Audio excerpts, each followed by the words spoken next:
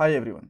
अब हम लोग टाइप स्क्रिप्ट में इनम डाटा टाइप के बारे में बात करने वाले हैं। सबसे पहले मैं आपको बताऊंगा इनम डाटा टाइप होता क्या है, कैसे इसको डिफाइन करते हैं, कैसे इसको यूज करा जाता है, कुछ इंपॉर्टेंट इंटरव्यू क्वेश्चंस भी डिस्कस करेंगे। ये हमारी टाइप स्क्रिप्ट की प्लेलिस्ट है हिंदी में, जो आपकी डेफिनेटली हेल्प करने वाली है फ्रंट एंड टेक्नोलॉजीज की जॉब में, प्रोजेक्ट में, इंटरव्यूज में। सो पूरी प्लेलिस्ट देखना, लिंक आपको डिस्क्रिप्शन बॉक्स में मिल जाएगा। अब हम लोग हमारे पहले क्वेश्चन पे चलते हैं कि इनम डाटा टाइप होता क्या है। देखो, इनम डाटा टाइप आपको अलाउ करता है कि आप लोग ना एक सेट ऑफ नेम्ड कांस्टेंट बना सकते हो। अब इस चीज का मतलब क्या है, मैं आपको समझाता हूं। एक डाटा टाइप के अंदर आप लोग 4 वैल्यूज दे दोगे कि जब मैं एक वेरिएबल के ऊपर इस इनम का यूज करूंगा ना, तो उस वेरिएबल के अंदर इन चारों में से ही कोई एक वैल्यू आ सकती है, इसके अलावा कोई भी वैल्यू नहीं आ सकती। अब सेट ऑफ नेम्ड कांस्टेंट के अंदर मैंने 4 वैल्यूज का एक एग्जांपल दिया है। ये 5 भी हो सकते हैं, 3 भी हो सकती हैं, 10 भी हो सकती हैं। अब मैं थोड़ा सा और एक्सप्लेन करता हूँ कोड के साथ, आपको आपको और भी क्लैरिटी आएगी। तो मैं यहाँ पे एक फाइल बनाता हूँ जिसका नाम मैं सिंपली रखता हूँ यहाँ पे enum.ts, और यहाँ पे एक वेरिएबल लेता हूँ where, और इसमें करते हैं हु। इस तरीके का एक मैंने एक वेरिएबल ले लिया। बट इस हु के अंदर ना बस 4 ही तरीके के लोग आ सकते हैं। या तो लेट से स्टूडेंट आ सकते हैं, या टीचर आ सकते हैं, या फिर लैब स्टाफ आ सकता है, या फिर मैनेजमेंट। इनमें से चारों में से एक ही वैल्यू हो सकती है, इसके अलावा और कोई भी वैल्यू नहीं हो सकती।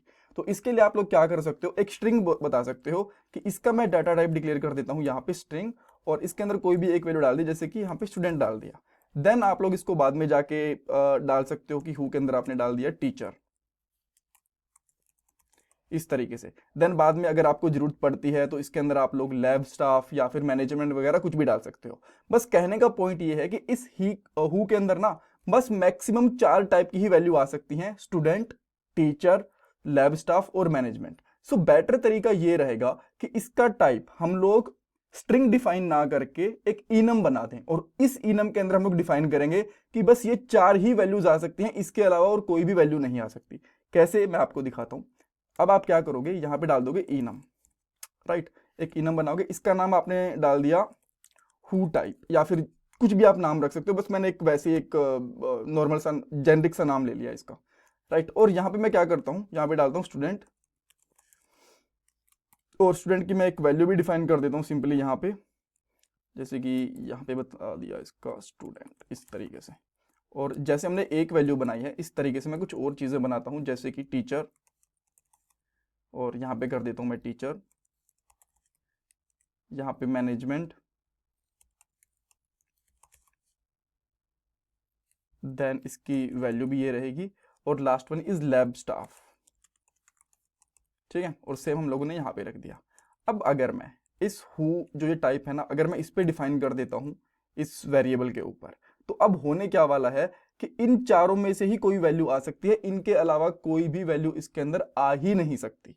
अब जैसे मैं आपको दिखाता हूं, यहां पे हम लोग क्या कर सकते हैं, simply who type dot, let से मैंने कर दिया यहाँ पे स्टूडेंट, ठीक है, ये चीज आ गई।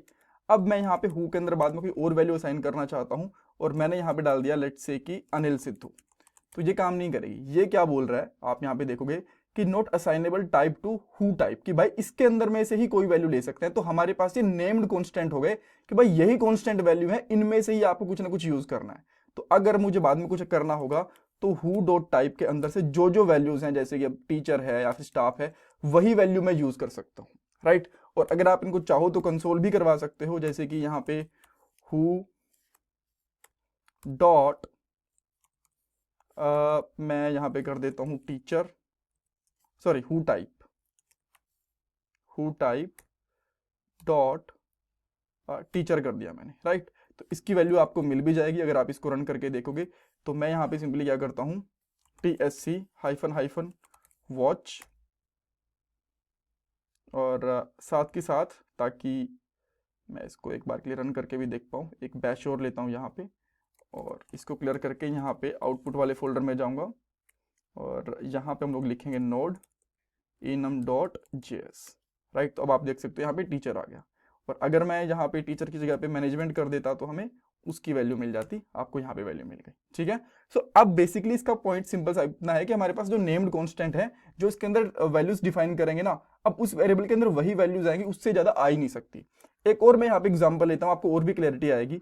जैसे कि मैं यहाँ पे बना देता हूँ इनम करके एक फ्रूट, ठीक है। इसको मैं कैपिटल के साथ स्टार्ट करते हैं। बेसिकली जो हम लोगों ने हु टाइप करा है ना, इसका जो फर्स्ट लेटर है वो कैपिटल होगा ना, तो बेटर रहेगा, बिकॉज इस तरीके से ही हम लोग फर्स्ट लेटर कैपिटल के साथ ही हम लोग इनम को मोस्टली डिफाइन करते हैं। आप चाहो तो स्मॉल के साथ भी कर सकते हो, बट मोस्टली ऐसा होता है।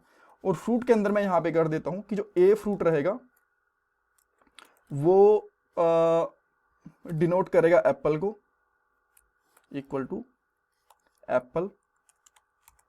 देन यहाँ पे बी रहेगा, वो बेसिकली डिनोट करेगा बनाना।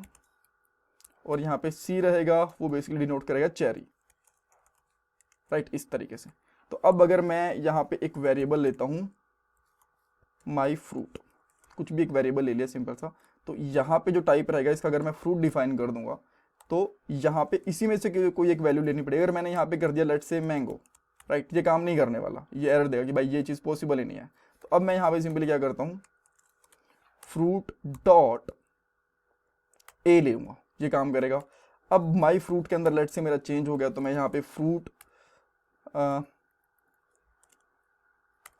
डॉट सी या बी में जो भी करना चाहूँ वो यूज़ कर सकता हूँ। देन मैं इनको कंसोल डॉट लॉग करूँगा तो अगेन आपको दिख जाएगा कि माई फ्रूट के अंदर जो भी हम लोगों ने वैल्यू डाली है वो आपको मिल जाएगी। देयर वी गो, चेरी मिल गई और ऊपर वाले में मैनेजमेंट आ रही है, ठीक है। हाँ, एक चीज़ और है, अगर जस्ट आप लोग एक नॉर्मल कॉन्स्टेंट्स बनाते हो, जैसे कि मैं एक कॉन्स्टेंट बनाता हूँ, एक इनम बनाता हूँ और उसकी वैल्यू नहीं देता, तो उसके अंदर जो उसकी वैल्यू होगी ना वो 0 से लेके आगे चलती रहेगी। अब मैं दिखाता हूँ, जैसे कि मैंने यहाँ पे बना दिया रोल्स, और रोल्स के अंदर मैं सिंपली यहाँ पे क्या कर रहा हूँ, सबसे पहला रोल मैंने बना दिया यहाँ पे एडमिन, फिर मैंने यहाँ पे बना दिया लेट्स से मैनेजर, फिर मैंने यहाँ पे बना दिया QA, फिर मैंने यहाँ पे बना दिया डेवलपर, राइट, और यहाँ पे लास्ट में बना दिया यूज़र। सो मेरे पास ये रूल्स हैं, ठीक है। अब अगर मैं यहाँ पे वेर लेता हूँ और इसका मैं सिंपली बोल देता हूँ कि यूज़र रोल, कि इसका रोल क्या है, राइट, यूज़र रोल, ये मैंने कर दिया। इसमें मैं रोल्स लूँगा और रोल्स में सिंपली यहाँ पे करूँगा एडमिन, रोल्स डॉट एडमिन, ये कर दिया मैंने, राइट। अब आप यहाँ पे चेक करोगे कि इसका रोल क्या आया होगा, यूज़र रोल का, इसका रोल आएगा बेसिकली 0। एक बार मैं आपको रन करके दिखाता हूँ, इसका 0 आ गया, क्यों? क्योंकि इसमें कुछ वैल्यू तो दी नहीं।